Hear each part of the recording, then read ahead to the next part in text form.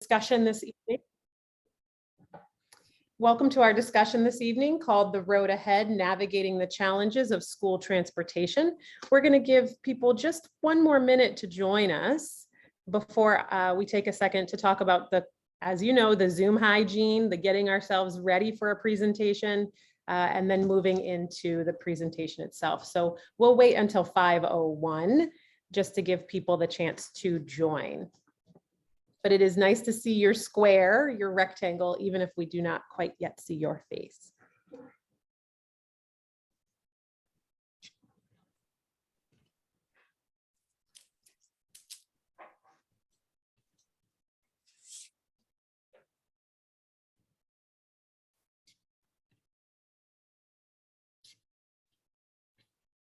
All right.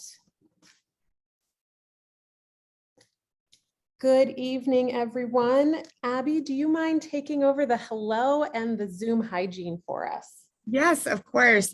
Thank you all so much for joining us. I'm Abby Manley. I'm the Director of Development and Membership for the Matriots. We're so excited that you could be here tonight to hear about school transportation with this wonderful panel. So just a friendly reminder, if you're not speaking, to please keep your mute button on. We'll spotlight the speakers who are talking, but we would love to see everyone else's faces if you feel comfortable coming off of camera, but don't feel like you need to. And then if you have any questions, you can pop them into the chat, and we can, if we have time at the end, we can look at those. Thank you so much, Abby. We really appreciate that. We are here with the Matriots this evening. We're talking about the road ahead, navigating challenges for school transportation. And what we know to be true is that our students need to be able to get to the schools that they're assigned to receive their education. But here in Central Ohio, this is an incredible challenge for folks. Students are bused from their school district, sometimes across the city, to access schools. And we want to make sure that we have a conversation about how school transportation works. What is the process for it? And then what are some of the challenges that we've seen over the last couple of years, especially during the pandemic, and moving into, in the Central Ohio area, we have a really unique moment in time with our transportation systems, looking at our Central Ohio Transit Authority and our Mid-Ohio Regional Planning Commission, what we're thinking about big picture for transportation and how students fit into that. So you're here joining us this evening to talk about transportation, focused on the Matriots core, one of our core values. We have 5. One of our core values is accessing education. Our children have to be able to get to school. So tonight I'm joined by an esteemed panel from across the city and across the Central Ohio region. And I want to spotlight just for a second those folks who are with us here this evening to share their expertise. First, I want to show you, I have Carol Beckerly. Carol is a member of the Columbus City School Boards. She has been on the Board of Education for Columbus City Public Schools since 2020. And since that time, this has been a core issue for her. She has been thinking about, how do I get kids across Columbus, which is a huge school district, how do I get them to school? How do we ensure that they have the same way of accessing education that other schools and other large cities have? She comes to us and to the school board with many years of experience in high school education and elementary education. She was in the classroom with the students. And before that, she practiced as an attorney in Washington, D.C., and brings that expertise and that background to create policy for the Columbus City Schools. So excited to have Carol here with us. Thank you, Board Member Beckerly, for being here tonight. It's my honor. I'm happy to be here. This is an important discussion. Thank you so much. We may at some point here this evening have Board Member Latoya Dowdell-Berger. Now, if you all have been joining us across a couple of other presentations, you have recognized that Zoom and the mobile worlds today have created a bit of a collide, where as we're trying to do one thing, we're also trying to do another. Board Member Dowdell-Berger was joining us from California. She is a board member at the Groveport Madison School District, which is on the southeast side of the Columbus, Central Ohio region. She is actually stuck physically. So we think about digital access, she is physically stuck on a plane. And if she is able to get off of that plane, she's going to join us this evening. And she is sending her thoughts along, and I'll be trying to occasionally insert some of those thoughts that she sent to me into this conversation where I have those. Then next we have Miss Joanna Pinkerton. So Joanna is the president and CEO of COTA, the Central Ohio Transit Authority here in Central Ohio. Now, this is our system that gets people from here to there. This is our busing system in Central Ohio, our transit authority. And one of the things that she has focused on in her career at COTA is that first mile, last mile problem. So if you think about transit across a large city like Columbus, the buses go from here to there, but there's this space and time where we're missing getting people from their home to the bus and from the bus to their workplace. So that first and last mile has been a core focus of hers, as has equity and inclusion. And so I talked about one of our core values at the Matriots being access to education. We also know that that access to education, that one of the other values for the Matriots is equity and independence. And so we are so thankful that she has been the first individual at COTA to hire a chief equity officer. And she has been in the transport world for a very long time. She has been she has worked for ODOT. She has worked for the Transportation Research Center. And if you don't know what TRC is, I would highly recommend looking it up. It's very cool and on the cutting edge of what transportation looks like, and also in a senior leadership role at Ohio State. So I am so thankful to have you here with us and your expertise, Joanna. And then last but certainly not least, just the last square on my Zoom screen is John Gardocki.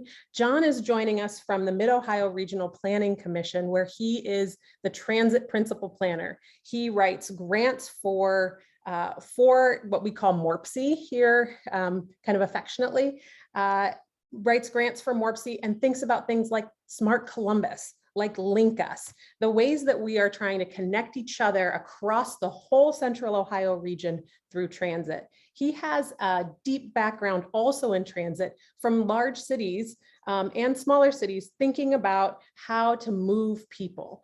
And so he worked in Cincinnati before here and in Butler County as a as a special projects manager. And so we are so thankful, John, that you're here to help us think regionally, big picture about our transit system. I'm going to be your host and moderator. So I'm Emily Shriver, the CEO of the Matriots, and thank you all for being here. So without further ado, I would love to hop into setting the scene, talking about what does school transportation look like?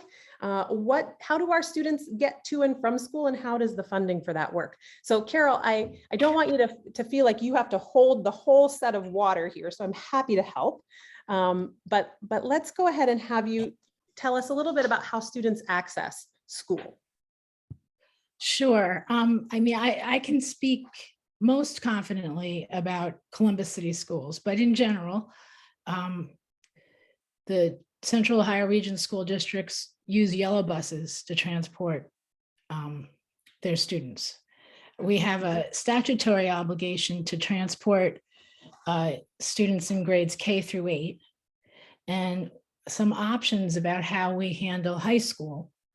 However, whatever we do for our own students, we have to do equally for the charter non-public school students and for the charter students and the non-public school students. So essentially the private schools and the charter schools. There is a funding formula that we receive. We have a separate line item from the state. Since we had our previous meeting, I've done a little bit of more research, and it's a complicated formula, but essentially we get about 35% reimbursement of the cost per child.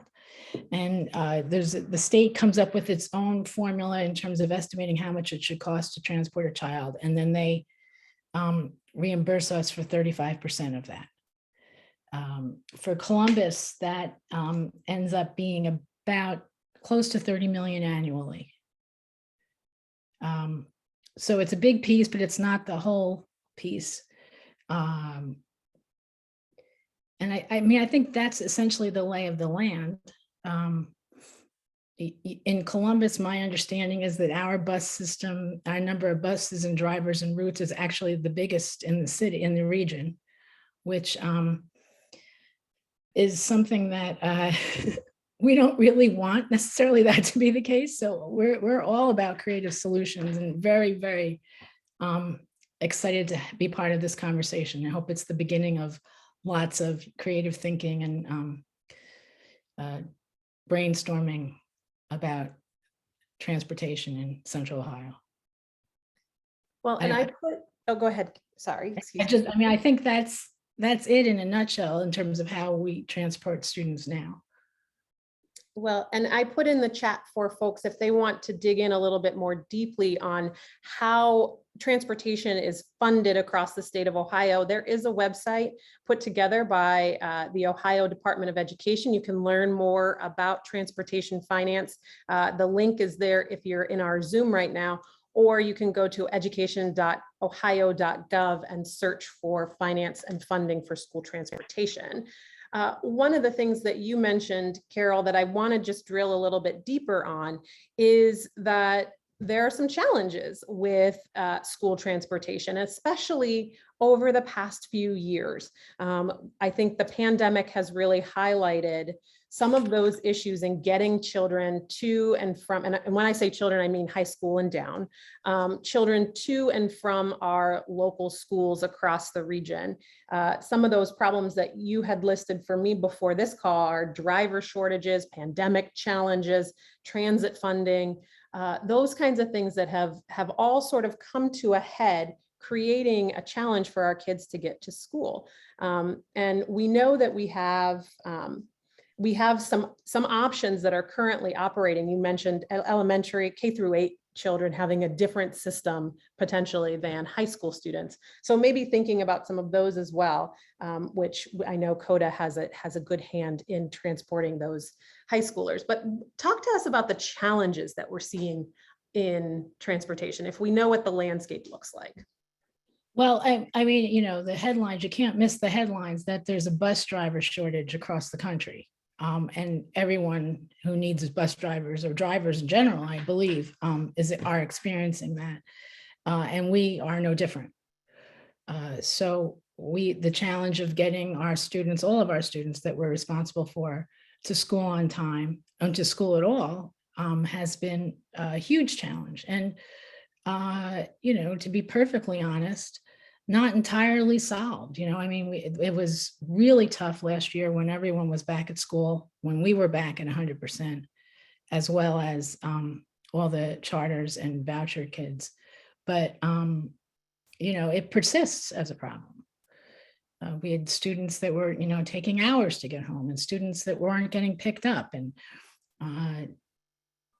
you know, creative workarounds. There were neighborhoods that were, you know, shuttling people. I mean, it's just not, you know, it's not an acceptable way, or, you know,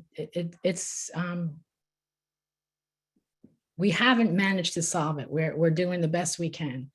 I think even stepping back though, pre-pandemic, we had our challenges. And the truth is that by statute and by, you know, tradition, I guess, we as school districts, large and small, have been responsible for transporting kids, but it's really not our business.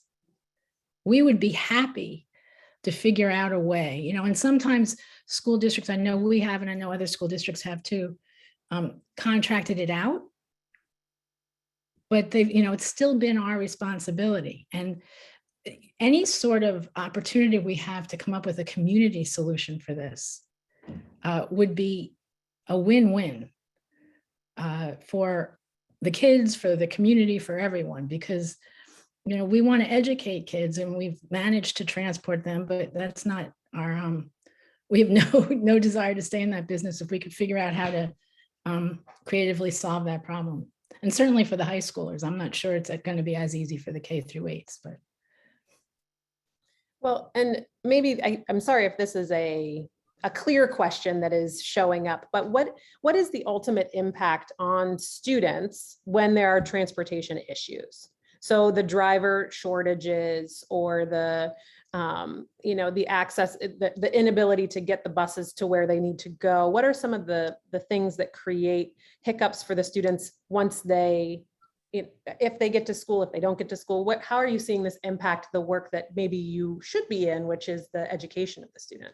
Well, I mean, I think, it's all the things you would imagine, but I can also speak to it from the classroom perspective, which is, the most effective teachers and the most effective classes have routines and everything is predictable and the kids kind of roll with the day and they know what's happening.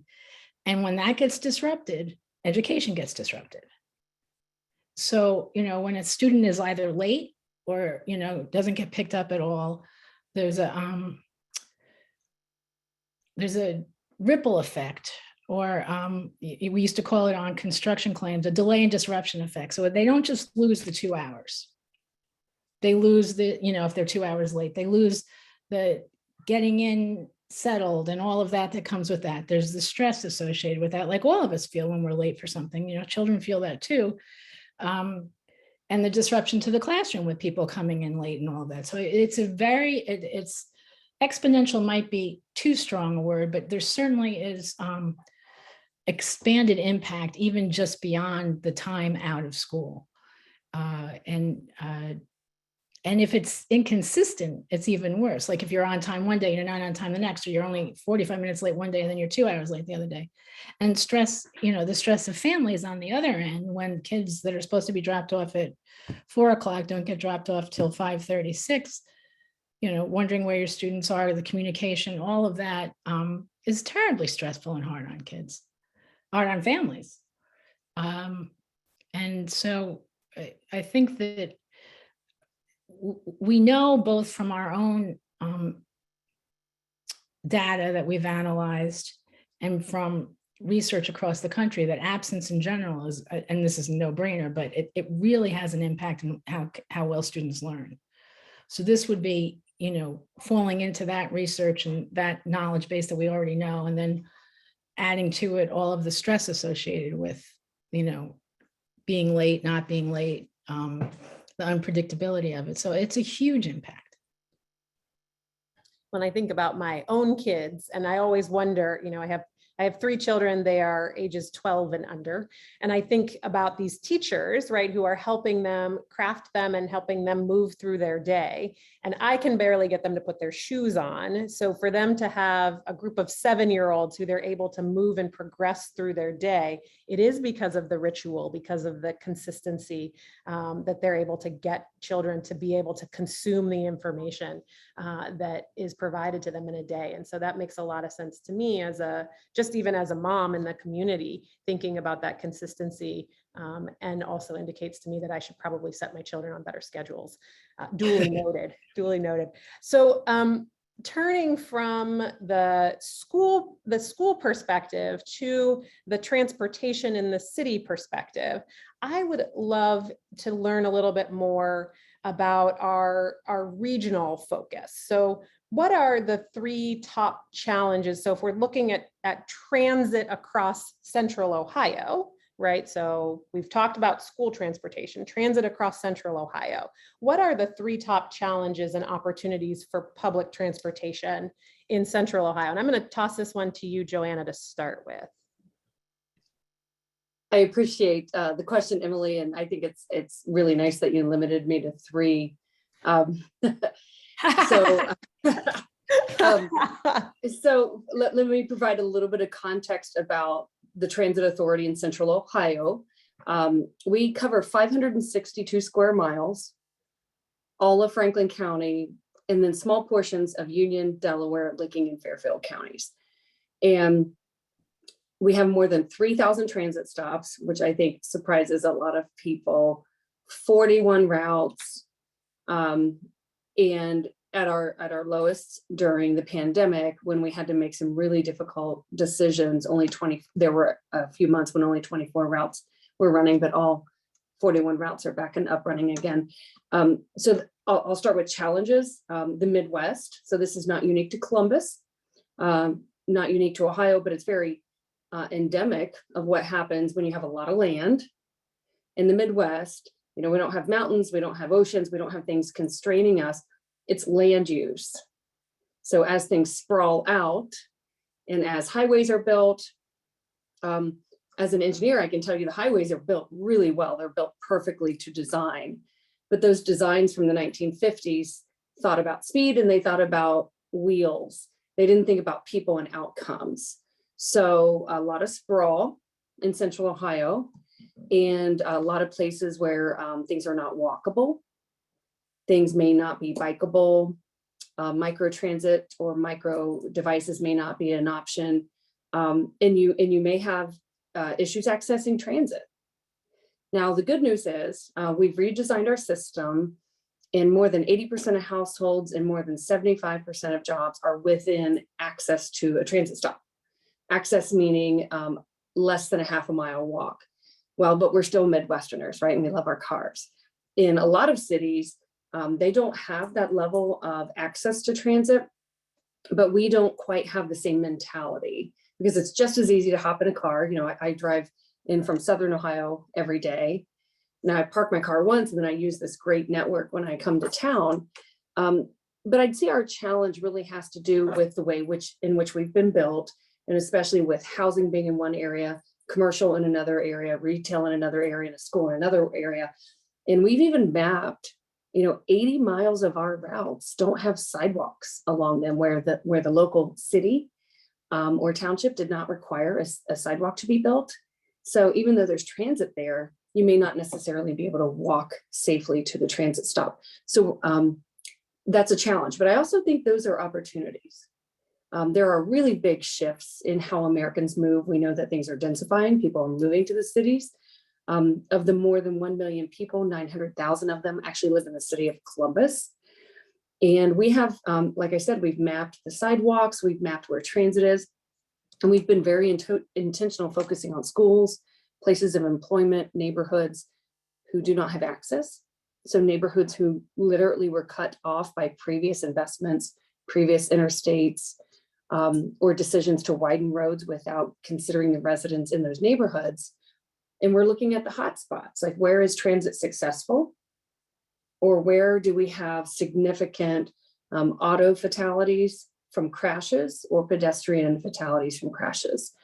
So we know, and I think, maybe I'm stealing a little bit of Morpsey's thunder, but when you look at this planning, you can fix anything as long as you can measure it, right? So we know that our system is in really good shape right now, but we also know that as we add almost 1 million people, it is time to close the gaps. It is not a really good public investment or public policy to rely on infrastructure that's almost 100 years old. This is a real pivotal moment. So I would put that in the opportunity corridor where we have a lot of surveys from community members who do use transit, who don't use transit, saying, I need more walkable, bikeable, safe ways to move around. I need to be healthier. I want the air to be cleaner. I want equity and I want access to parks and schools. So we're designing our system and future plans, including the Link Us initiative, around how do you expand transit and bring high capacity corridors in to connect communities, and then rely on our existing fixed route service that everyone knows today. And then also this new microtransit that we've launched in 3 suburbs in Southern Columbus, so that you have a full system. I think the opportunity is to build a full system out. And I really got a kick out of how savvy Carol was when she navigated we don't want to be in the transportation business, right? Like our schools are special, our schools across the entire state. Like this is where we send our children to be educated. They don't need to be in the transportation business. Yellow buses in every community across this nation sit idle almost 95% of the time. And if you're a business owner, 95% underutilization of your assets is not a good deal, right? So, having kind of this critical moment where we know we need to invest in public infrastructure, and then also a willingness. I have a great board. I know that the Columbus City School Board and the new superintendent and administration are looking at how are other cities doing it. And this is not, like I said, it's not new. We underutilize transit a little bit in Central Ohio. We ride transit at about half the rate of other cities our size in the Midwest. Our utilization is about half.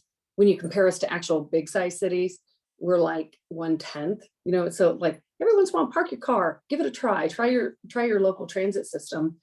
But it's interesting to see what other cities are doing. In Boston, all middle schoolers and high schoolers have unlimited access to transit to get to school. You see things like that in Jacksonville, Minneapolis, Atlanta, Cleveland. So it's just, in Cincinnati has been doing this for decades. It's just part of your normal routine. Our system is running 22 hours a day, and we know which schools are close to our system. I'd like to focus on things like closing gaps with sidewalks. And then also, I think I'm allowed to say this, Carol, it's public now that Columbus is going to, starting this academic year for grades 8 through 12, the students will have unlimited access to transit through a new partnership with CODA and Columbus City Schools. And I think it's not only important for the school day, but learning is a journey, right? There are internships, there are sports, there are families who are reliant on different ways to get around. So we think it's really important for the students to have access, after 2 o'clock, after 3 o'clock. So I see that as a huge opportunity, building out our system. We are undersized as a transit authority for a city of our size. So really building that to the next level. I'd call it an expansion of about 3 to 4x the size. And then also working with schools, not just CCS, but when you think about how much high capacity transit we have in Whitehall and Bexley and Grandview and a lot of the cities, getting the students familiar with what options are available to them. I want to just really quickly, you had mentioned a number that I want to just circle back on to make sure that I understood it. Did you say that it's 60% of homes have an access or near an access point to CODA? It's more than 75% of homes and 80% of businesses have what's considered a normal walkable access to a transit stop. Now, there's 2 caveats there. When I do still think we're missing public infrastructure like lighting and sidewalks to make that a safe journey. And then also it's a mentality, right? Like I have to be willing to walk a couple blocks. And I think we still have some people who are willing to circle blocks for 20 minutes just to find a single parking spot. And there's some interesting data around like at any given time, almost a third of traffic during peak hours are people circling and creating pollution into the air, just looking for parking. So really a mindset shift of, I'm going to walk that couple blocks, hop on the transit system. Well, and I think back to, I grew up here in Columbus and moved away, lived in other regions that had, more integrated transportation systems. But when I grew up, I was in a band. So not an athletic thing, but a band that was all the way across the city, right? And so my father, I had to wait for my dad to get home, stress out. If I had been able to take a bus from my house in Reynoldsburg to the band practice location, not far from Hudson Street, how that would have been life-changing for my family and the way that our day went and the expense and all of the things. So, so this is resonating, in real life with real people. I'm going to call myself a real person for our future. So John, can you, thinking about this system, the Central Ohio Transit Authority, and then impacting sort of this regional question, looking even broader, than just Central Ohio, just this part of Central Ohio.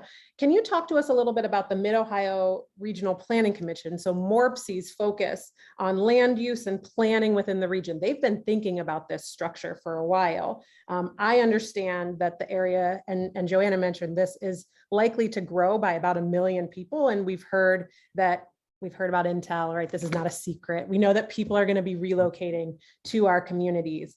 How does this impact and influx the transit situation within Central Ohio and the land use that's being done? And before I'm going to hand the mic over to you, but I do see board member Latoya Del Berger up here at the top. Thank you so much for joining. We're coming back around to school questions, so we will come right back once we've talked a little bit about Central Ohio transit generally. John. Yes, thank you, Emily. Appreciate the opportunity to come and talk about transportation and land use. MORPC does do all of our regional land use planning. We're looking both at the infrastructure that it takes to add new people, your roads, your sewer, your utilities, additional transit services, and then all of your pedestrian infrastructure, things like that. We're also the ones that do all the population estimating. So right now, pretty much every jurisdiction is calling us, what is Intel going to impact our community? Because they're thinking both, people, which also brings in new kids. Do they have enough schools to meet the needs, things like that. And then on the transit side of things, I like to call out a kind of conundrum of frequency versus coverage area. So, transit can either provide reliable, quick services, or that we can spread out the transit services into coverage areas.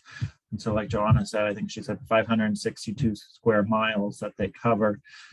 When we start thinking about crossing jurisdictions, Licking County Transit currently only provides on-demand services for their county. If Intel is going to bring in 10,000 plus people, we have to build them a whole brand new transit system or expand CODA services out into a county that they currently can't access. So we have to figure out what is the best type of services that they can provide. During the pandemic, freedom and time management have become super important to us Americans. So we're not really willing to wait at a bus stop for more than about 15 minutes. And so if you're going to offer the coverage services, it's not going to be accessible to every person. Whereas if you're offering a frequency and reliable service, every 15 to 30 minutes, more people are going to ride that. Just to note again on the cross-jurisdictional services, through the state of Ohio, transit authorities are county entities. And so pretty much every county, I think all but 5 or 6 counties in Ohio have some type of transit entity, whether it's a transit board or a regional transit authority. Madison County and Union County are the only ones in our region that don't have a unique transit system. And so we're working with Union and Madison to talk about how we can connect and meet those gaps for workforce and schooling as well, higher education. A lot of people want to go from those counties to Columbus State, et cetera, to get education. And then lastly, I did want to just talk about our Link Us initiative. It's both a mobility and development initiative.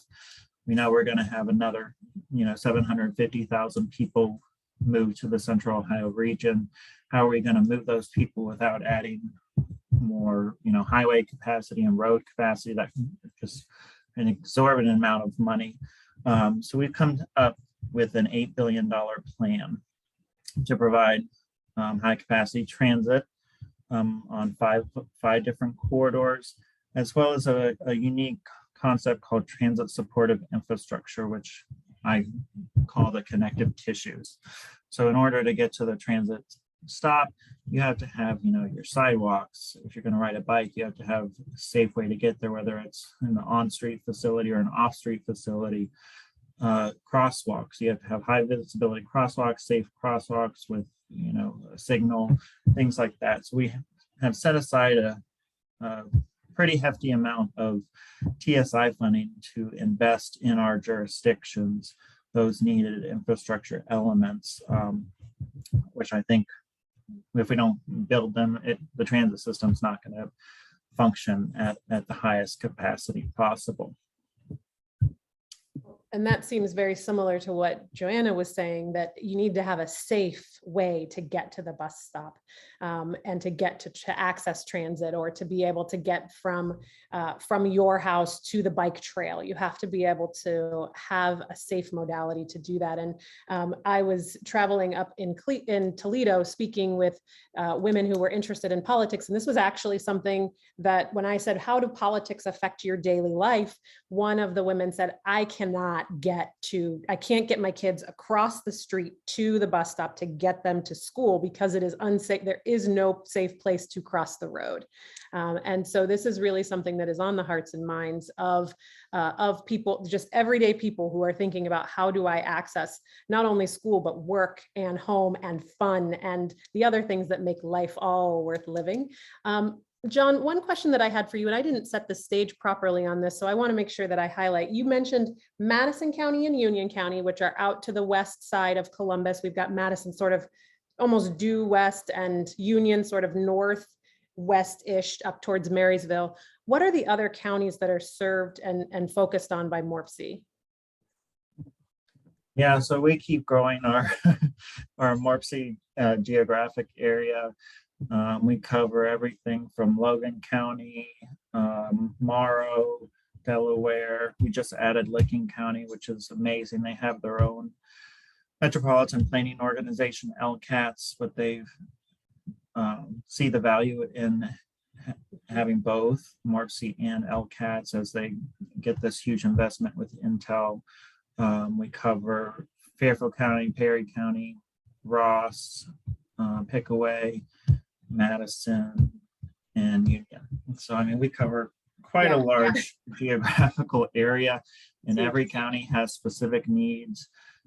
Even the rural counties are calling us. We don't have transit, but we have an aging population and a younger population trying to get to activities and school and things like that. So they're calling us and asking us, how do we get this, or what are best practices, things like that. So, well, and that is back to kind of one of the first things that Joanna said, that the Midwest is flat and big, and not geographically or topographically set such that it funnels people to a specific location. So you've named a lot of counties that have a lot of roaming field space. That you would have to transit, go across. So I was hoping we could maybe have just a discussion amongst the five of us. So I'm going to spotlight all five of us here and talk about the challenges in accessing transportation. And then I love always,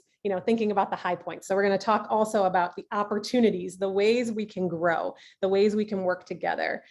But before I dig too deeply, board member Dell Berger, I was hoping you could talk to us just for a minute about, the Groveport Madison perspective. So we heard from Carol, from board member Beckerly, about Columbus's structure, about how Columbus is trying to access school transportation, how it's funded generally. So we know about the funding model, and we typed into the chat some resources that folks could use. But can you tell us a little bit about the Groveport Madison school district's transportation methodology? What's it look like there? What do we have for transportation in Groveport Madison? So for us, we are not in-house. We do contract out our bus services, which is something we've done for quite some time. I have been on the board now, about 2 years, so I'm not sure exactly how long, but it's been quite some time having children in the district where it's been a contract service. But we do have folks in place that, of course, oversee that contract to ensure, things are what it needs to be. I think one of our biggest things are, at least for me, from what I've seen, is you were talking about access and safe places to walk. Well, our children going to our high school, we don't necessarily have dedicated sidewalks right there on that main Hamilton Road area. We do have the appropriate signage though, so kudos to I'm gonna give kudos to the city of Groveport for ensuring the signage and then the slow down. And then that kind of came, it wasn't, I want to say not too long ago, because it wasn't always there since I've lived there. So it's good to see that. But we are not a in-house bus service. We are a contracted bus service, which, we've been that way for quite some time. And I don't know if I know the distinction between, I mean, I know what contracting out means. Yes, ma'am. But I understand that piece. But does that mean that for multiple school districts, there's a busing company that provides it, or is it a Central Ohio? I see nodding. So it would be a busing company. We would contract to come in to handle all of our busing needs for our district. So that's what we currently do and have been doing for quite some time. Now it could vary. It could be one company, and then some instances, say if we need space for any of our children that may need that, or they may be going out a little bit further due to special education and such, it could be a different vendor that is used for that. But primarily for the bulk of our students, it would be that one company. Okay. That's really helpful to know, because it's a little bit different. Carol mentioned that sometimes they contract out, but most of what they do, right, Carol, is in-house for Columbus City Schools. Mm-hmm. So one of the things that I'm wondering is, generally, for those of you on the panel who know, what do other school districts, what do other cities do? What do we know has worked well in some other cities? We talked a little bit about some larger metropolitan regions transport at least older children through city busing services. It sounds like you could do it in-house at the school district, you could do it contracted, you could maybe do it through the city transit systems. What do we know that works? What have we seen? Many of you have been you two have been in transit for a very long time. So what do we know is out there as some systems that work or perhaps don't work? Go ahead, anybody, feel free. I can talk a little bit about the Cincinnati model, as I was there for 5.5 years. And this has changed since I have been there, but the Cincinnati Metro Transit Authority SORTA provided all of the high school transportation for CPS down in Cincinnati. And they did this through a specialized developed transit routes that, of course, was during peak time, so drop off and pickup times. And these buses under federal law were designed for transport to specific high schools across the city, but they also had to be open to the public to not break federal law. So a general member of the public could also get on these buses, but the routes were built for high school students. Just a few years ago, CPS decided to go away from that model with Cincinnati Metro because Cincinnati Metro didn't have the operators to meet those peak time needs, which I think is a lot of the school transportation problems, because it's split times, and so you'll be having people come in for a 2 to 3 hour shift, and then if they need to have another job, they find another job and then come back for an afternoon session. If they don't need another job, they might be retired, they can just go home and then come back. And I think what a lot of the current times are is those retirees just have decided not to come back to the workforce, and so that's why we have that issue. But now Cincinnati Metro doesn't do those specialized transportation routes anymore, and CPS relies solely on the public transit fixed route network. The problem with that is it's an open enrollment system, and so some students might want to go to a STEM school or a special select school, college prep school that might be 30 miles from their home. So now they have to transverse the fixed route system, which is a hub spoke system going from the suburbs into downtown. They might have to transfer more than once to get to their high school. So they might be getting up at, 5 a.m. To make it to school on time. So those are some of the issues they're facing at the moment, and whether to contract with a yellow bus system or not. So.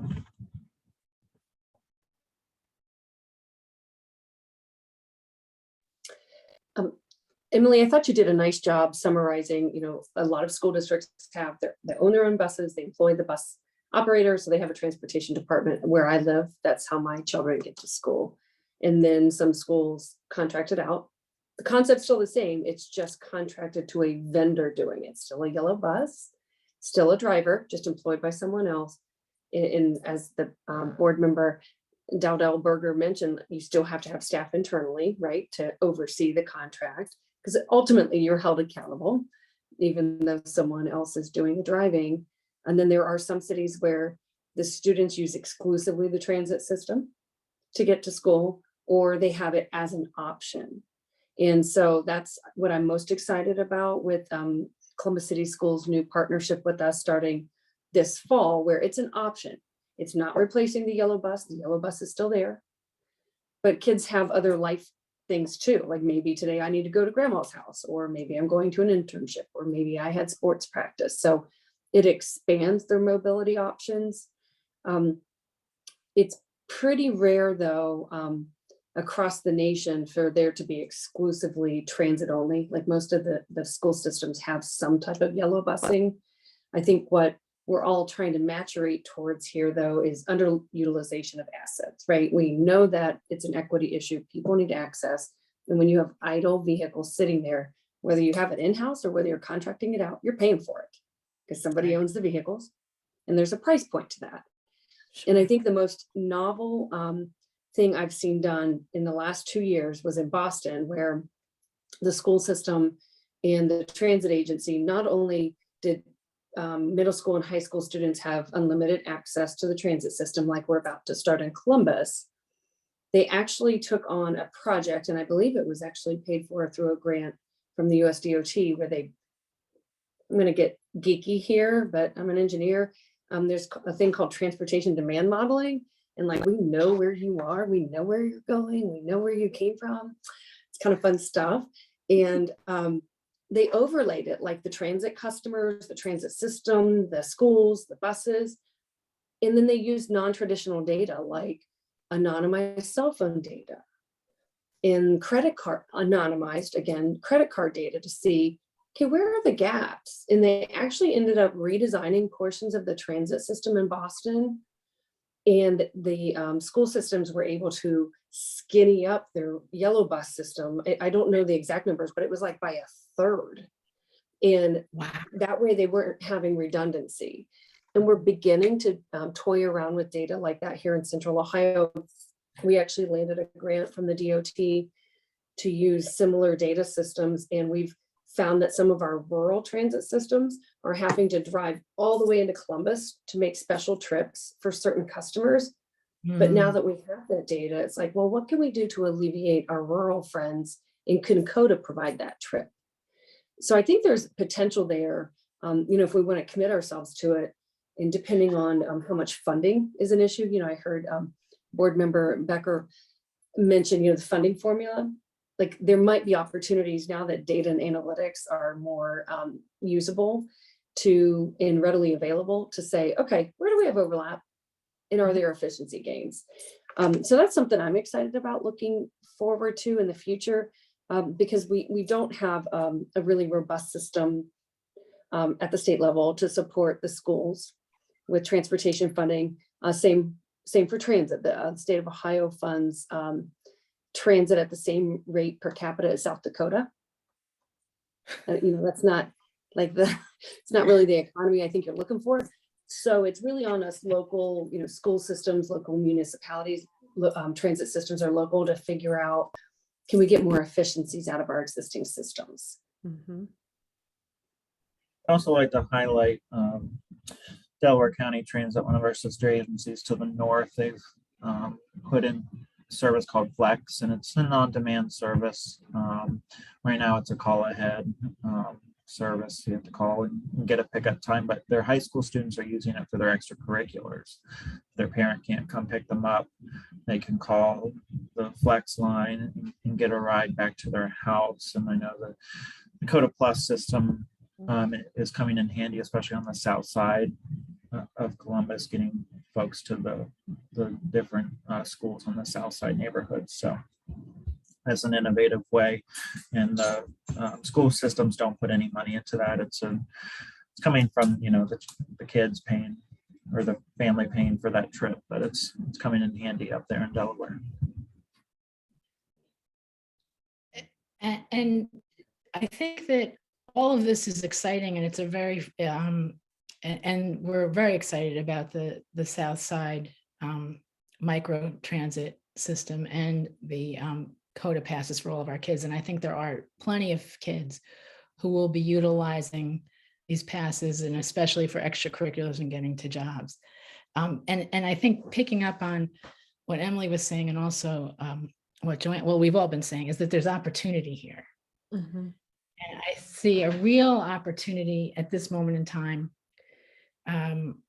When you overlay, and we're talking about this data, Joanna, that we're in the process of pursuing this facility's master plan.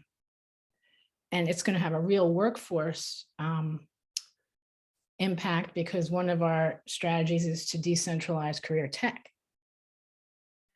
And so overlaying, looking where we are planning on building, looking at where the routes are, figuring out micro routing within that, when I get geeked out on the possibility of connecting. So one of the first building high schools we have scheduled to build is in the Northeast corridor between 161 and Schrock Road at the Beechcroft site, the current Beechcroft site. And, that's not far from Intel. And so part of the equity piece is if we can build in transportation that can not only get our high schoolers to that facility, but then, continuing on, we just connected the workforce to the employment center, and, essentially are giving our urban kids that opportunity. And then, if the Linkus corridor can connect to that, all the suburban kids can too. I mean, and just the workforce in general. I just feel like the synergy that we could create, and sort of getting back to the idea of we don't particularly want to be in the transportation business. I see an advantage of us going from this first step, which is sort of this optional, you can use your Coda passes, to, this sounds a little more controlling than I want it to, but part of this is culture changing. And so the more we as districts can lean into having our high schoolers ride public transportation, the more that's going to become part of their culture and their second nature. So they're not going to think twice about taking the bus downtown rather than driving, because they're going to see, that'll just be how they roll in a way that will be, second nature to them. Some part of that has to be us putting our heads together to create a system and work to build that, and I think that, another thing that I sort of fantasize about, and I don't know if we could ever really make this happen, but some of that first mile, last mile stuff, maybe we can solve that by having shuttles running from our schools to where the corridors are, where the hubs are, and if that could be, they could be driven by van drivers that aren't, don't have to be commercially driver licensed. It seems to me that there's a moment right now where we could really be creative and hit a lot of different things. I mean, and transportation in terms of equity is a huge hurdle for our kids, huge. And it's for all of the reasons we all know, that the jobs are in the suburbs and the students are in the urban core, and it's just everybody talks about equity and equitable opportunity and all of that. And I always think of it as leveling the playing field. And man, if we could figure that out so that they had effortless transportation to where they want to get to their need to get to their jobs, that would be leveling the playing field in a really significant way. And I think that while I appreciate Emily asking what are other cities doing, I think we should figure out what we want to do, because we have this moment in time, you know, and we're not, you know, as much as, you know, I think for the same reasons that Joanna laid out, we're a Midwest city. We haven't, I mean, yes, that we're not bound the way New York or Boston or, you know, some of these other places are, but the flip side of it is we can also create it. And, you know, you just lots of opportunity to put our heads together. And I think this is a moment. Mhm. I'd like to tie that into a dynamic that is challenging for us because we serve very highly dense urban areas. We also serve suburban areas. We even cover a few rural areas. And when I think about, you know, like the Groveport Madison school district is very different than downtown Columbus, right? Like you got Rickenbacker down at the southern tip, and it's kind of this narrow and long school district, if I remember correctly, because we used to play them at school, and I always remember it was so far to go to the north side. That same issue exists that Carol just mentioned of equity. There's a lot of jobs at Rickenbacker. It's really hard to get there. And the transit system as it is today, we've actually mapped this, the amount of energy it takes, meaning the amount of pollution that goes in the air to get there, and then the drive time or the transit time if you have to switch two lines to get there. And then once you're there, if you rode transit, you may have a 1 to 2 mile walk because the campuses are so huge because of the type of logistics jobs. Or if you drove there, you have to park. Now, keep in mind that was subsidized. That parking spot was built, you know, at no cost to the person parking, but that was subsidized through other funding mechanisms, through economic development or transportation dollars. So our formula is a little upside down, and we've been looking at ways to get more transit down in that area, like the southeast quadrant, including, you know, should a high capacity rapid transit go down there to replace fixed route, and then have these smaller microsystems that feed it. And maybe that's the same system that feeds the kids into schools in the morning and the evening. And then Yes. the other 6 hours of the day, it's free and available to go around and make more rural trips where the rural transit agency can't make a pickup. So it's really about reanalyzing things. I do think that data and analytics are going to help us design different systems, right? Like pretty much everything transportation related is based on a 1950s model right now. So an acknowledgement that we have to move beyond where the road is and look at where the school buildings are and or where the jobs are. It's a mindset shift. I do appreciate that you as the Matriots in particular are always looking at policy related issues that our lawmakers, our legislators should be looking at. So, okay, let's challenge them to think about that, because we all kind of take transportation for granted. We assume the yellow school bus is going to be there, or we assume the public transit is going to be there, or we assume someone has access to a car and that the road is paved. But I think we can do it better moving forward. So I wanted to point that out because there are solutions for more rural areas as well. As a matter of fact, who would have ever thought that Groveport would have its own miniature transit system? That's something that we support at CODA. It has a different name, but once you get there, it has its own system that runs. So this can be done in areas that aren't as highly dense. I wanted to clarify that, just because there is so much kind of more suburban in rural areas directly adjacent to Columbus, you know, the downtown proper area.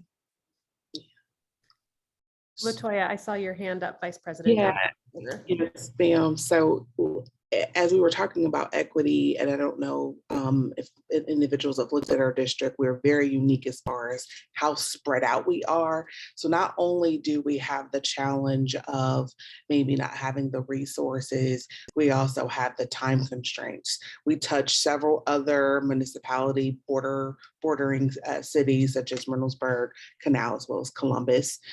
We have some of those addresses in our school district. So where maybe Groveport proper, there are more sidewalks, there are more things that are there. But then when we go to some of our other areas, they may not have that access. And I think even as a parent, I didn't realize I love the yellow bus, but then I realized at one point, this yellow bus isn't working for me all the way because I'm a working mother. We're a working family, and I have a son that's doing college credit plus. And the only way he can get to Columbus State is that we are responsible for taking him, which in our instance, we were blessed and we had the resources and had support to do that. But not all of our children and families have that. And then that lessens an opportunity for them to get there. So the only choice they have is a career center because that's where the yellow bus can take them. But they can't go to Columbus State or to CCAD or whatever other college credit plus choice school that they would like to attend because the yellow bus can't take them. So that is something I kind of wanted to point out. And I love what you were talking about, Joanna. I'm a data girl. So now I'm like, I can't wait to connect with you just to pick your brain on some things. But our district is just so unique into this that I don't even know where to really, I know we're in master planning as well. We've got a great team in place that is constantly working, with getting our yellow bus service together, but always trying to find other ways and grants and things because we are in a unique district. And honestly, that southeast corridor of Franklin County, we've got a lot of apartments coming up that are going to be feeding into our schools. So we're not going to just have just the current population that we have. We've got the one that's right there by the Giant Eagle going up. We've got a couple going out in between the Groveport Road and Obetz, but the school district is us. It's even though it's Obetz, but the school district is actually us. So that's going to increase that and the distance from where they're located, trying to get maybe to a Columbus State or get to some of these other places for education. It's going to be difficult if they don't have that transportation. So I'm glad to hear that there's a pilot happening and there was a grant opportunity. And I know that our folks from our district are probably looking to things like that as well. But as a board member, I will definitely, which we have been, but be more focused on that. But we know that that is a big challenge for a lot of our parents. And I can attest to that because I was just like, Lord, how am I going to get him to Columbus State? And I've got a meeting and he's got this. And then if you have two children, I mean, God forbid, at the same time, they've got extracurricular and then the game is way over here. And when you're in the suburban district, it's not as close. So you're hitting that whole 270 belt. Mm-hmm. So, but those were my thoughts. I think the older your children get, the more the logistical challenges of moving them from here. Like I've stopped keeping them alive piece is kind of gone. And now we're to the logistical moving them around the city. Joanna, you have your hand up. Yeah, I wanted to thank LaToya for humanizing the situation. So also a parent of two teenage boys now, have gone through phases. Again, I'm blessed to have resources that, I've hired people to do, like we yellow bused to school, but then they had a sport and I wanted them to have that experience, right? Like every child from an equity perspective should be able to do a sport or an extracurricular or an internship, or maybe they're working a job and helping support the family. But that transportation component prevents them from doing that. Mm-hmm. And so living it in real time and then seeing it happen across our communities, we cover 36 different jurisdictions, and this story gets told in all 36 of them. We have launched our on-demand microtransit. John mentioned our rural transit partners kind of in the outlying areas. They're on demand, but they're old school on demand. It's like you got to call and schedule 24 hours in advance. Nobody lives like that anymore. Mm-hmm. Our on demand is is like an Uber. You tap an app, it comes within 7 to 15 minutes. It's a CODA professional, so you have the safety, the security, the training. And where we've launched that, the largest usage, the largest growth in use has been, not surprisingly, the elderly, like I don't feel comfortable driving, and high school students. So, and I have heard, I've read testimonials, had people email me saying, you made this, you know, you helped us figure out our family situation, 2-parent working family or single parent working family, and somebody had to get the kid. So we have that service in Westerville, City of Grove City, and on the south side. And what's been wonderful is Westerville and Grove City, they approached us and said, how can we help make this happen? Because they saw this happening, you know, in Chicago, in LA, in places where the housing and school access, you know, the fixed route transit maybe wasn't an option. And what's incredible about this is last year alone, we gave more than 49,000 trips in those little communities on our on-demand microtransit. This year, and this is only through the end of June data, we're at over 80,000 already. Wow.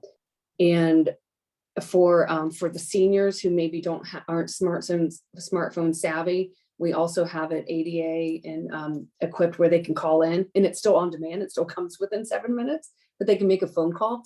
And so I think like these type of new solutions, like this didn't exist 3 to 5 years ago. This is literally new technology. It's actually the same type of ADA equipped small buses like the rural transit agencies use, but it's new telematics, it's on-demand software, it's hardware.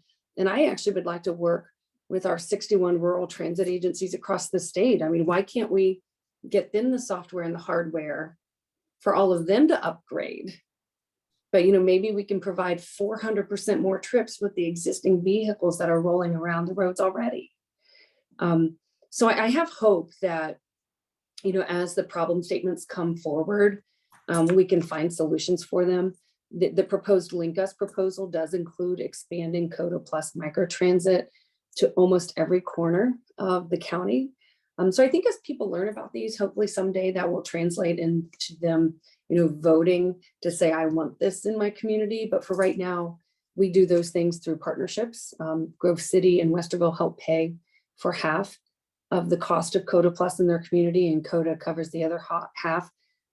We have some neighborhoods in Columbus where we'd really like to launch, and we're hoping to find a corporate sponsor who would help us launch that type of activity, because we can show that it works. And what's cool about that 80,000 trips, about 2/3 of them so far this year, they're using it point to point, like you picked me up at school and I have to go home, or picked me up at a job and I went to school. 1/3 of them, they use it to get to fixed route transit. So, you know, maybe I'm headed somewhere across the county, but I don't have a safe way to get to the transit stop that's maybe 2 miles from where I am. So you can hail it and it takes you to the transit stop.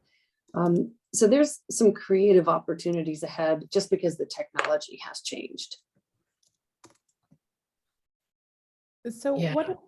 one question that I have that I think I didn't quite lay the groundwork for is that the Link Us program has corridors. You've each kind of mentioned a corridor and the access to the corridor. Maybe just a hot second, John, on what those corridors are and the Link Us program, how those are connected. Yeah, so the corridor planning started as a partnership between ULI, MARC-C, and CODA. CODA implemented their next gen service change back in 2017 and looked at, I think, 26 different corridors that potentially could handle higher capacity transit. And so ULI, MARC-C, and CODA kind of molded that down to 8. So we have 8 identified as future high capacity transit corridors. That includes West Broad, East Main, Allen Creek Drive down to Rickenbacker, High Street, the existing Cleveland Avenue line is, the CMAX line is on there. There's also an Airport Easton extension. And then the northwest, that's Olentangy River Road up to Dublin. That's also in design right now.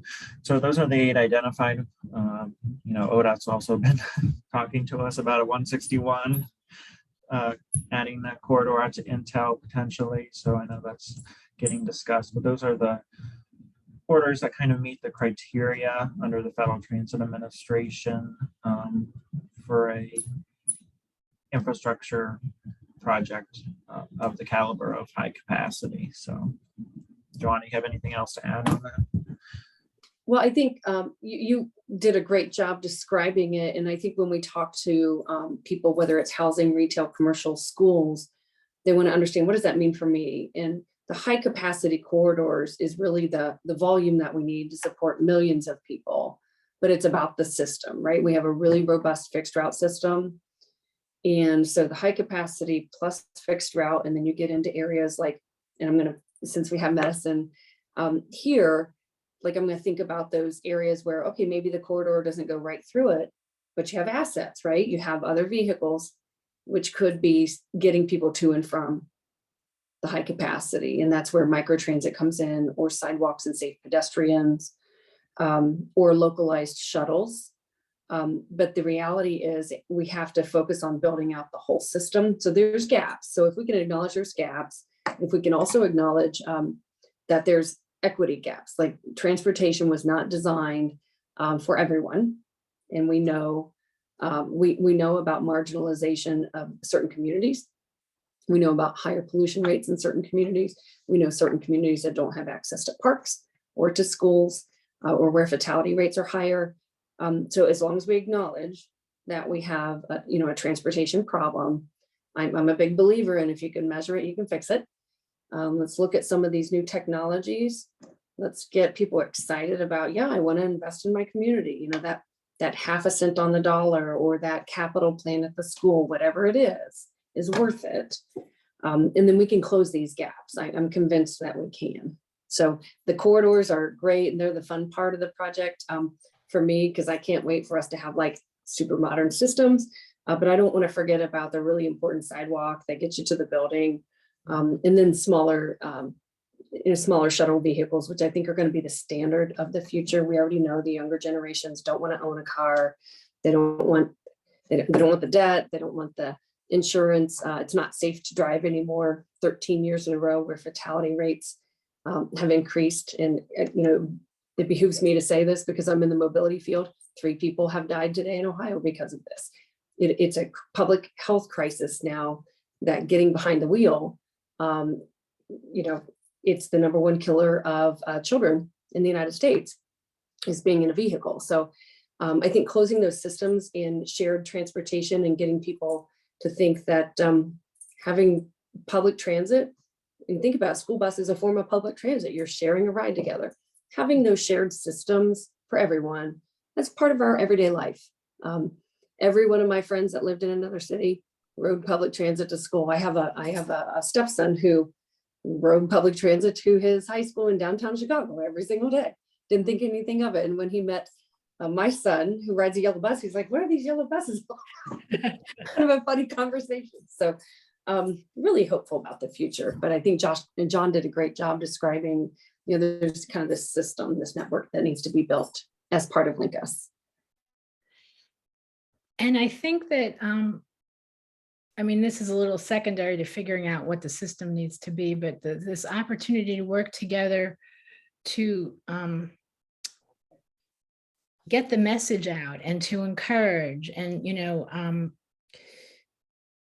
we're going to have parents who are going to say, I don't want my kids on CODA. I want the yellow buses, and so I think some part of this process has to be we as leaders taking the step to say, this is what we're going to do, and we're going to bring everyone together, and we're going to lead you to this, and not let the fear drive the decision making, because that's going to be inherent in every new thing that we do. But I like the yellow buses. I don't want to go. I don't want my kid on public transport, transit, and so I think that a lot of it is going to be about, or the degree to which we can be as successful as quickly as we can be really creative and working together to change the mindset. And that's exciting too. And I think that the school districts, all of us, not just Columbus, but certainly, I mean, I'd see lots of equity opportunities with Columbus, but all the school districts, if they're on board, that's how we change the climate, or we change the culture rather, by getting the kids doing it. And so I think this is a really exciting time. And, the partnership between transportation, MORPC and CODA and our districts, I think could be critical to changing the lay of the land in Central Ohio in a way that is really exciting. Well, and that leads me to, I had just written down, how do we change the culture? Because you've each kind of mentioned we need to make ourselves in the Columbus area a culture that takes public transit, right? And I think that's true of the Chicago mentality for sure. I showed up for my first day of graduate school, and there was not an option to have a car. It would cost me $400 to park my car per month. So it's you don't drive a car, right? So you take public transit or you take your feet. How do we change the mentality here so that people, we are a culture of things. We are a culture of a two-car family. The house is actually built with two cars able to park inside the house. How do we change our mentality around this? And I think you're right. It starts with children, right? I think, when my kids adopt how to use this phone, I'm going to figure out that social media so I can figure out how to see what they're doing. They're early adopters. I'm late adopter. But how do we change the culture? And we don't have to have the answer, but maybe a little bit of brainstorming around it would be helpful. What do you all think? So I would say it's going to start with education first, kind of definitely amazing marketing plan. And that community, that focus groups, and hear the fears so we can address the fears. We can't address it if we don't truly understand it and actually validate it. Because what happens is a lot of times when we hear people say, I don't like this, I don't want to do that, or this doesn't work for me, we're so quick to give a solution or an answer as to why they should, and not truly hear their heart and why. Then once we hear their why, validate that why, then we can get them to just possibly see, pilot, pivot, try, to at least attempt this new process. I think also I would, from a parent perspective, depending on the age, maybe there'd be some education on, what's the best age group to do the public transportation, a buddy system. I'm a military vet, so the buddy system is always good to have that in place. Just little things that are in our sphere of control that we can implement to use this model with incorporating the public transportation inside our school system. So I think those little things like that is within our sphere of control. And I think that would help our parents at least. The kids are probably all for it. Like I know when I was a child, I wanted to ride the bus because that meant I could go where I want to go. I didn't have to wait on anybody. And most kids are like that. If you don't have a driver's license or access to a car, they're going to find a way to get where they need to go, whether it's a ride from a friend or public transportation. So the kids are already sold because it gives them that freedom to do what they need to do or what they want to do for fun. It's the parents that are like, Mr. and Mrs. Spooky.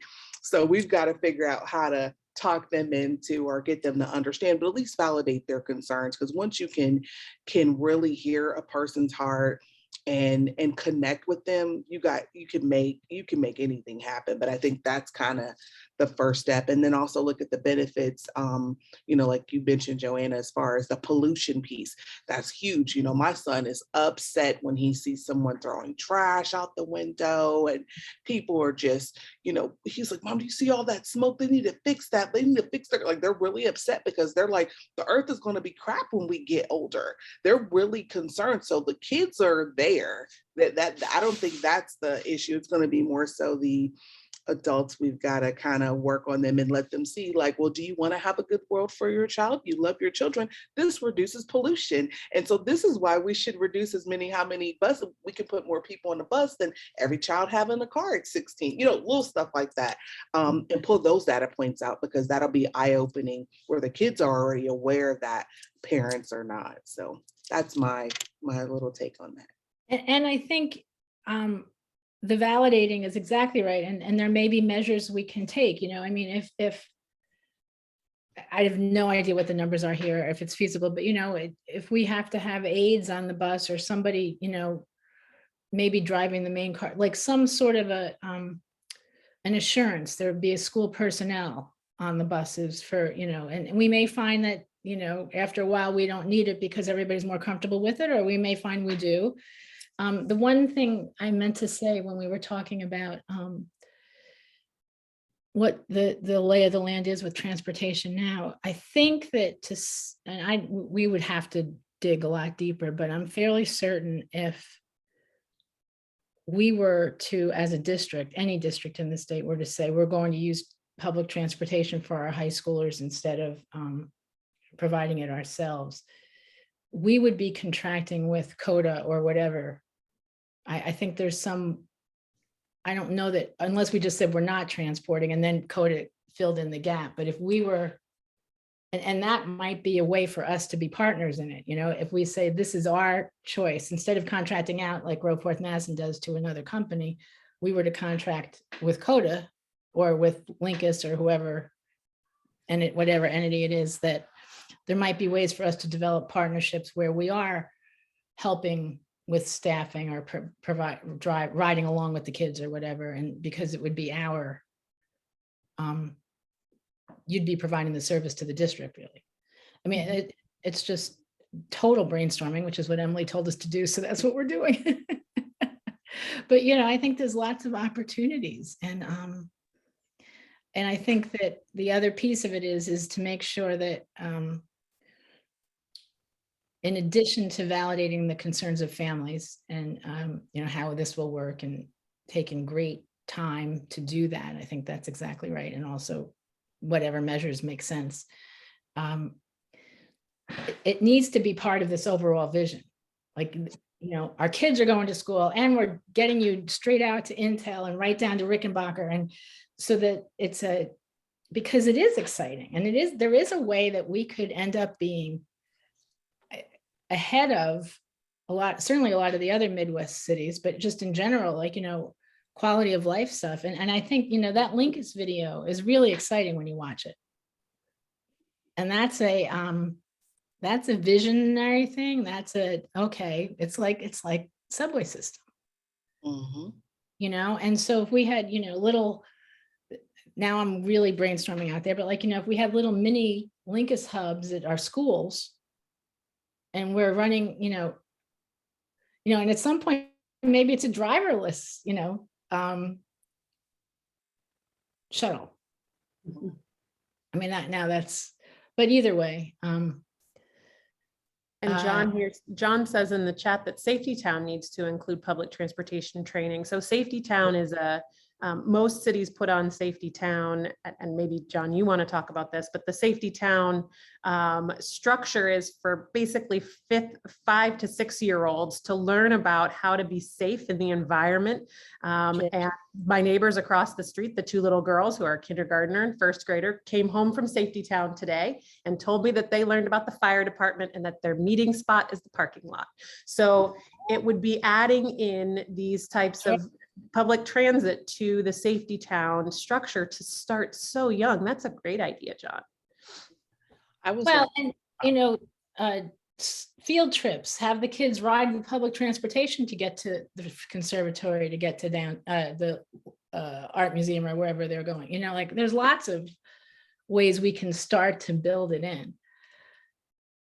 Yeah, and I was gonna say with the, in addition to, we're talking about the various departments are having a safety person or someone from the school district riding the public transportation. It would almost need to be like a liaison with public transit that deals with public education, and someone in the district to be a liaison to kind of, they would be the points of contact for that. And to ensure that those things are in place. And then also, I think, I'm pretty sure you agree with me, Board Member Beckerly, that, what we're looking at for transportation really is one of those items with the whole child framework like this. And when we look at that ODE model, this is one of those items that go with that. And maybe that is where we need to go back to our state reps and say, hey, we've got the whole child framework, we've got the social and emotional stuff down, but we missed transportation. So here's what we're thinking, what this should look like, and get them to do what they need to do on the floor to get us the resources to kind of fix this a little bit better, because this really ends up being, because it tackles equity, it tackles access, it tackles all those things that we have in that ODE whole child framework Exactly right, model. right. And if we use that to then push the agenda to get the policy and the funding in place, they can't deny it, because it's what we say we want, what we're about. So let's make it match all the way around. We want to they've got college credit plus, but I can't get you there. Well, what good is it for the child who has the grades but just can't get there? Like maybe even ask for a sweetener in the funding formula if we're using public transportation. Yes. Yep. Because that's helping the environment. Exactly. Yep. Mm-hmm. The other thing, although, well, I won't say what I was going to say because it's way too negative.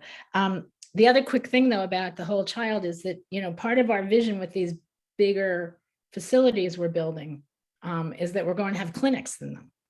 And then they're going to be clinics that can serve the whole community, not just our kids. So they're going to be like, primary one, federally qualified health centers or the equivalent.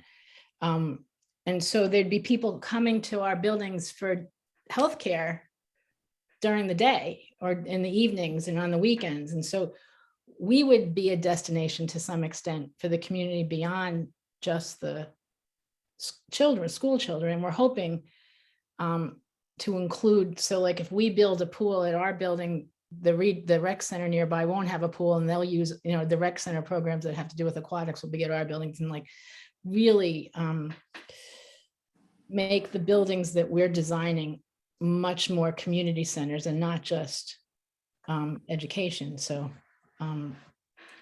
Well, so we forces those shuttles.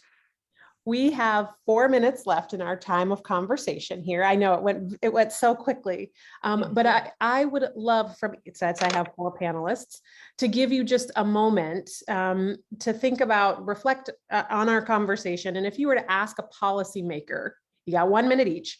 If you were to ask a policymaker or a legislator or a person in the community who has the power to make change on this topic, a question, what would you ask them to kind of charge them into the future? And I know that's a little off the beaten track here. So if you want to also, if you'd rather say, how can the community better engage? But I saw Monica's comment here in the chat that says the importance of policy and policymakers is crucial here. So address either policymakers or the community in how we can better engage on this. I'm going to start with John, because you're upper left-hand corner for me. Yeah, I guess the policy I always think about on a daily basis is how to offer more options through our Department of Transportation. So the question I'd ask is, how do we provide more alternative modes of transportation for everyone to get to schools? We had the neighborhoods based around the schools in the old days. Now we don't do that anymore. So we need to rethink both land use and transportation.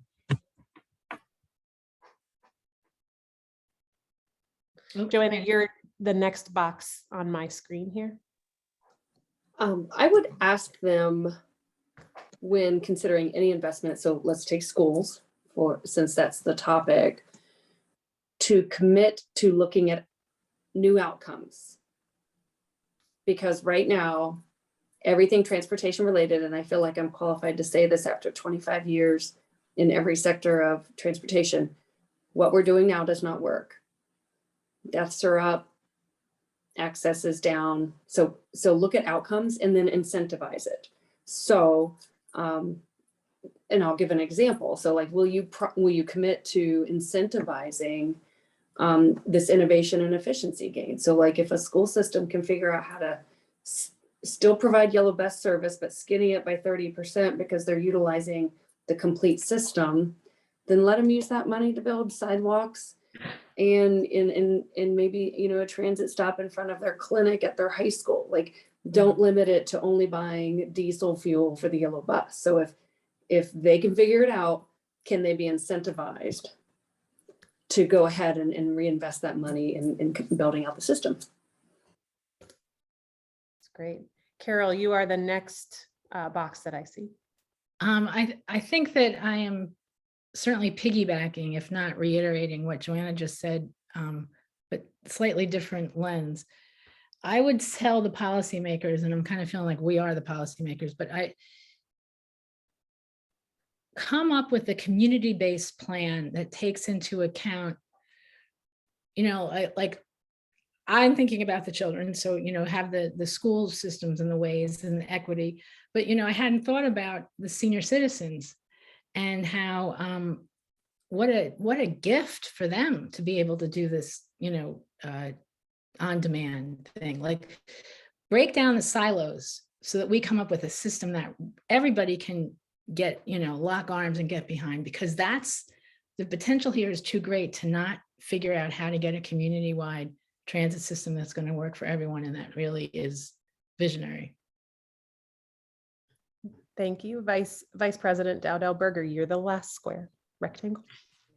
I definitely agree with Joanna. That's exactly what I was going to state, was dealing with the incentivizing that, whether, you know, we can do sidewalks, whether it's, and not just for the schools, but even if, you know, parents that opt in, that there is a bonus or some type of stipend for them, because that would also be helpful probably for their family as well, to do that if they're, you know, taking one less of a car. Because I know, like, when you work for a company and you do ride share, you get money to do the ride share. You don't even pay for it. So your gas is free to go to work if you're doing ride share opportunities in some government agencies. I know that's, they call it a transit benefit. So if we can look at that model in schools, Right. and the community as a whole. And then the other piece, as Carol had mentioned, with the senior citizens, a lot of them are raising our children. So Sure. they definitely need to be involved with this community-wide transit planning, because a lot of them are the before care, the aftercare, and sometimes just the permanent care for our students when you're looking at it from a education standpoint. So we definitely have to have them integrated and understanding what's happening, because they are the caretakers. Well, that, you know, our time went so quickly today. This is an invigorating conversation. It is the beginning of a conversation. You know, when I sat down to ask questions to the panel in advance, we talked about things in the nitty-gritty. There are so many different avenues we can take to have this conversation about accessing education and transportation. And just to follow up, Vice President, on the last comment that you made while we were sitting here, my father-in-law, the grandfather of my children, texted about logistics for getting my kids around town tomorrow, because he is the care provider tomorrow for my children. So this is an issue that is affecting all of us. And you know, as we think about the Matriots and we think what we're trying to do across Ohio is we get women elected to office as they think about what is impactful to them. And those 5 values that we talked about, we got to get our kids accessing education. Has to be done in an equitable way. I am thankful for each and every one of you for your time today, for the time you spent getting ready for this presentation, and I'm going to just tee this up for the future conversations you all will have about continuing to get our kids to school through public transit options. Thank you for joining us out there in the Zoomosphere and those who are watching later. If you have follow-up questions, please feel free to email us at info@matriotsohio.com. And we look forward to learning more from you in the future. Thank you so much and have a wonderful night. Thank you, everyone. Thank you. It was really a great conversation. Yeah, appreciate it.